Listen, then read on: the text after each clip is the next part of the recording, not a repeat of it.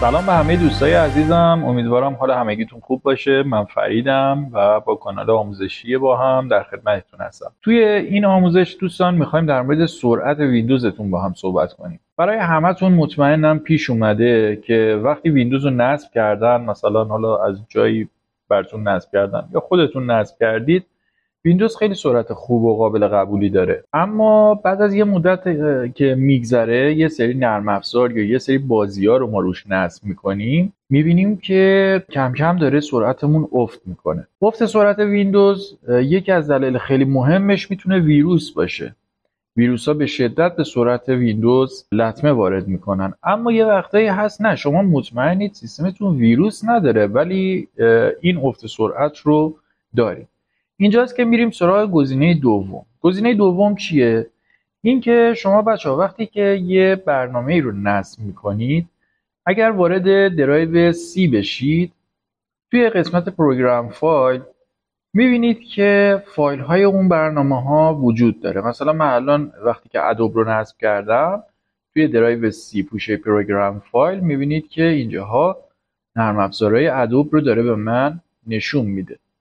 پس وقتی یه برنامه نصب میشه، فایل هاش توی قسمت پروگرام فایل ذخیره میشه. حالا وقتی که ما میخوایم پاک کنیم این برنامه ها رو، باید به این صورت عمل کنیم که بریم به قسمت کنترل پنل و از قسمت آن اینستال پروگرام یه برنامه رو پاک کنیم. مثلا این برنامه وینسکراب رو من میخوام پاک کنم.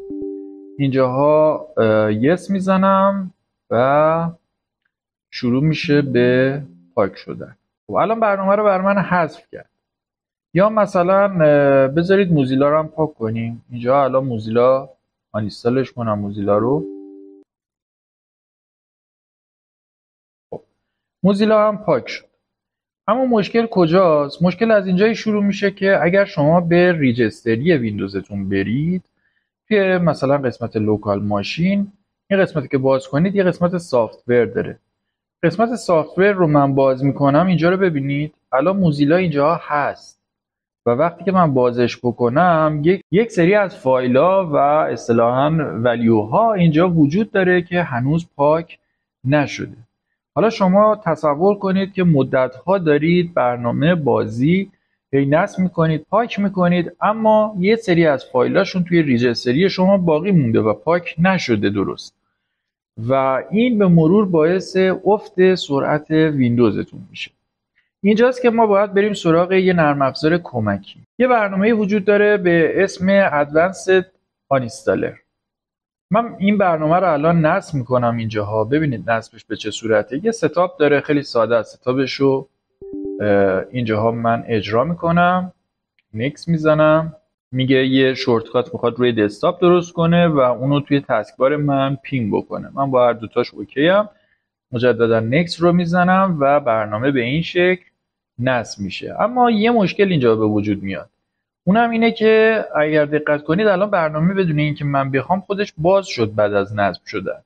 این چه مشکلی ایجاد میکنه؟ این مشکل رو ایجاد میکنه که من الان حتی اگر این برنامه رو الان اینجا ببندم، برم این برنامه رو پچ بکنم، کرکش بکنم، به مشکل میخورم. ببینید الان من اینجا پچ رو میزنم، پچ باز میشه، میرم دنبال فایلش، اینجا داره به من پیام میده که این برنامه نمیتونه پچ بشه به خاطر اینکه ببینید اینجا دقیقا نوشته please close the file before patching.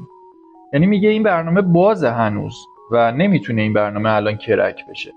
خب من اینجا رو نو میزنم، این قسمت رو میبندم برای اینکه این مشکل حل بشه و ما بتونیم برنامه Advanced Uninstaller رو به صورت کامل کرک بکنیم و از تمام امکاناتش استفاده بکنیم.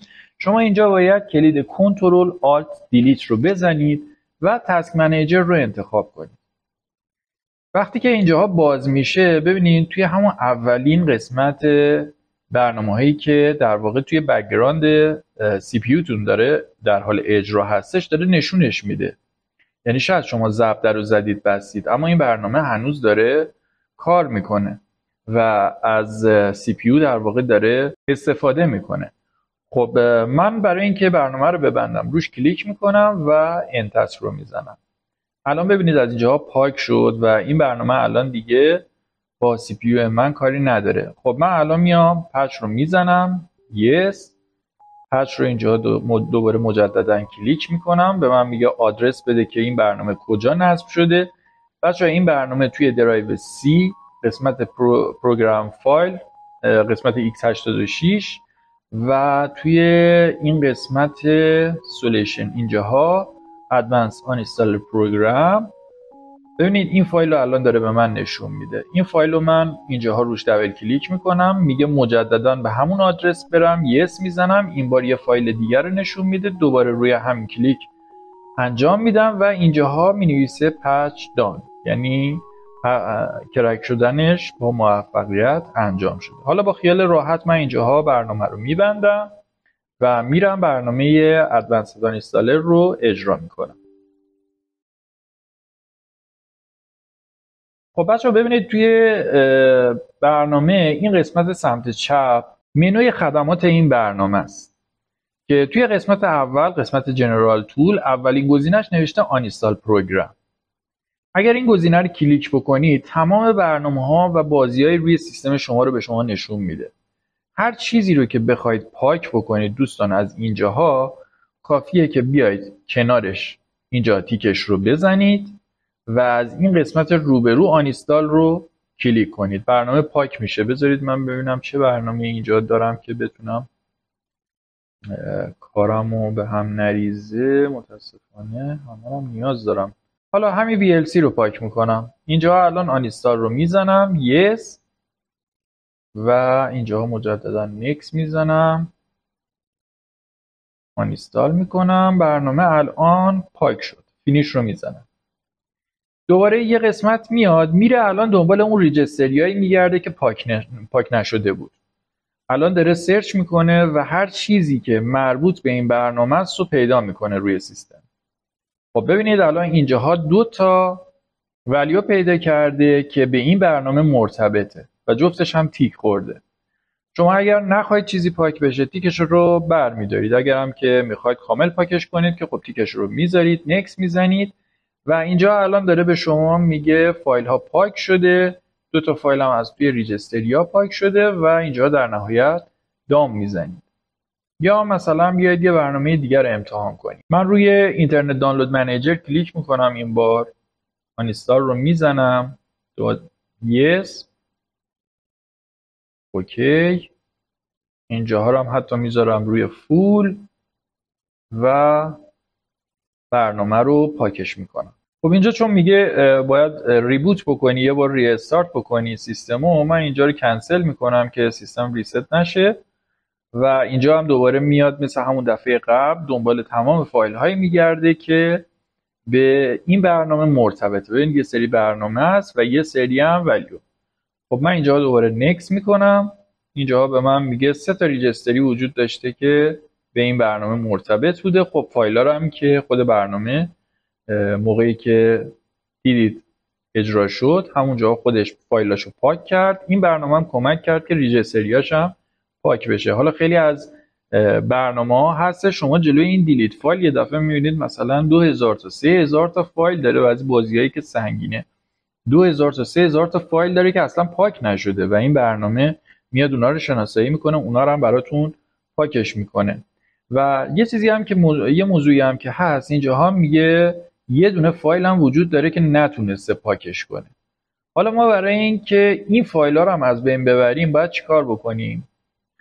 ببین دوستان اینجا الان ضبطر میزنم، میبندم، میام توی قسمت فایل اند ریجستری تولز و میام توی قسمت ریجستری کلینر، اینجاها رو کلیک میکنم، نکس میزنم و میگه این قسمت ها رو میخواد بره بگرده ببینه چیزی وجود داره که به برنامه وصل نباشه. حالا فایل های DLL ممکنه باشه یا فایل های دیگه. ما اینجا دوباره نکس میزنیم، برنامه کامل سرچ میکنه. خب الان نگاه کنید دوستان، اینا ولیوهایی هستش که مشکل داره اینا رو الان به من نشون میده و این قسمت یه ریپیر وجود داره. ما میتونیم اینا رو تعمیر کنیم. این قسمت ریپیر رو میزنم و میبینید که پیام میده که همشون تعمیر شده و اینجا شما میتونید الان فینیش رو بزنید. یه قسمت دیگه ای که وجود داره بچه‌ها این هستش که شما میتونید از ریجستریتون بکاپ بگیرید و پیشنهاد منم این هستش که قبل از اینکه سراغ این ریجستر کلینر برید این پایینتر یه بار از ریجستریاتون بکاپ بگیرید که یه موقع مشکلی برای ویندوزتون به وجود نیاد، فایلی به اشتباه پاک نشه. گزینه بعدیش مربوط به فایل هایی هستن که بی استفادن و شما توی اینترنت از این دست فایل های خیلی زیاد دارید. تمام مرورگرایی رو که دارید اینجاها شناسایی میکنه. ببینید الان من موزیلا رو پاک کردم ولی اینجا داره نشونش میده، میگه یه سری فایل وجود داشته برای این برنامه بوده و اگر بخوای این فایل ها رو میتونی پاک کنی. ببینید اینا الان فایل هایی هستش که نوشته فایل فاوند 900 تا و 25 مگابایت هم حجم داره. خب من میخوام تمام اینا رو پاک کنم چون از اصل برنامه رو هم پاک کردم دیگه. الان اینجا میام نکس میزنم به این صورت و اینجا میبینید که گزارش میده که چه فایل های پاک شده، چقدر فضا آزاد شده و بقیه گزارشات. این قسمت رو هم فینیش میکنم. میام توی قسمت بعدی که برای چک کردن سرعت و ویروس های سیستمه. برید تمام این قسمت ها رو که نوشته چک میکنه، از قسمت مموری دامپ، قسمت لایک فایل ها، ریسایکل بین، استارتاپ منیجر، همه اینا رو چک میکنه و هر چیزی که حالا مشکوک به ویروس باشه و یا فایل هایی باشه که به جایی متصل نباشن اینها رو همه رو شناسایی میکنه، بهتون معرفی میکنه. اینجا الان باید چک نو رو بزنیم. خب ببینید بچه‌ها اینجا الان جلوش گزارش داد. این فایلایی که جلوی اینا میبینید مثلا نوشته 23 تا اینجا فایل وجود داره با حجم 2 مگابایت یا مثلا اینجا 836 کیلوبایت، 26 مگ، همینجوری الی آخر. هر چقدر که بیشتر چیز پاک کرده باشید و کارهای مختلف انجام داده باشید تعداد اینا خب بیشتره. در کل میگه 169 تا جونک فایل وجود داره، فایلایی که به درد نمیخورن و 86 مگابایتشون هم ریکاور شده. ما اینجاها کلین نو رو میزنیم و کلیه این فایل ها رو پاکشون میکنیم. خب این هم گزارشش که چه مقدار فضا برامون آزاد کرده و چه مقدار هم فایل ریموو شده اینجا. در نهایت دان رو میزنم، ضرب میزنم، به منوی اصلی برمیگردم.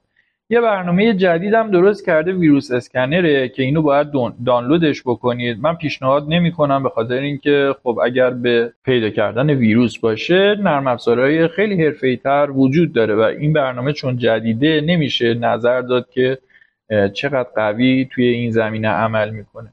اما امکانات دیگه ای که داره بچه‌ها همه امکاناتای باحالیه، برید نگاه کنید. اگر که خواستید یه برنامه جدا در مورد بقیه امکاناتش هم میسازم، مثلا در مورد مدیریت استارتاپ، اینکه ویندوزتون میخواد لود بشه بیاد بالا، داره میگه چه چیزهایی رو چک میکنه، چه چیزهایی رو ارزم به حضورتون که باعث افت سرعتتون میشه. یه گزارش کامل اینجاها شما میتونید از مدیریت استارتاپتون داشته باشید. سرویس منیجرها رو داره که میاد کامل لودینگ میکنه سرویسشو، یه گزارش از اینجاها بهتون میده و کلا میتونید همه قسمت ها رو مدیریت بکنید. از این قسمت توی قسمت ریجستری هم خیلی امکانات دیگه ای داره که اگر دوست داشتید من براتون توضیح میدم. مثلا همین قسمت ویندوز تمپوراری فایلش اگر نکس بکنید میبینید که این فایل ها الان میگه 34 تا فایل پیدا کرده اینجاها که